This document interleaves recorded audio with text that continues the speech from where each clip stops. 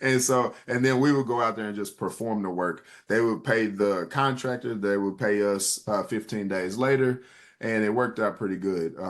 The only issues with subcontracting is you don't have any communication ties with the customer. And so that's what we ran into later on.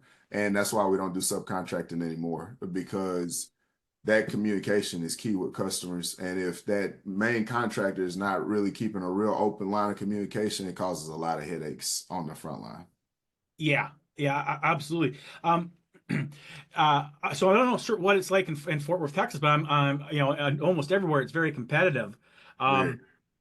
Um, so what do you do to stand out in such a competitive market, and what have you found um, works for you?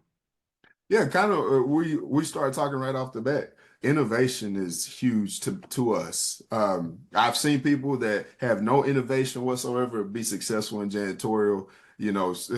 Old string mops and the whole deal, and they're committed to those systems and processes, and it works for them. For us, it's all about efficiency, time management, continual improvement, and so we have this thing, ISSA, right? They do the standards, Yep, and we yep. go through and we reevaluate every time they put out a new standard, we'll reevaluate our processes against it. So when I first started the business, they had just this one download that you could pull up, and it said, a string mop with a bucket takes this many minutes to clean 1,000 square feet. Yeah. A flat mop with a bucket, it takes this many minutes. I was like, oh, well, that's like a third of the time. I'm not using string mops anymore. Like, I looked at backpack vacuum cleaners versus upright vacuum cleaners. I was like, oh, this will save me 2 hours on this one account. Oh, I'm switching that out.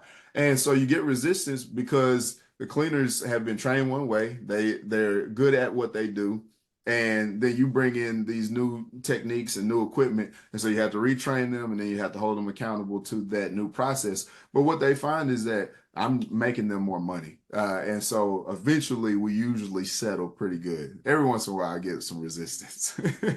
Well, it's funny you say that because I've been using the ISSA cleaning times as a guide for so long, and when you take like a flat mop towards a mop to floor to finish a floor as an example, and just maybe 6 8 months ago I went to go meet with someone and they were doing the mop and bucket with, and it'd been a long time since I'd done that, and um I wasn't too successful trying to switch them over to the they had the way, and I was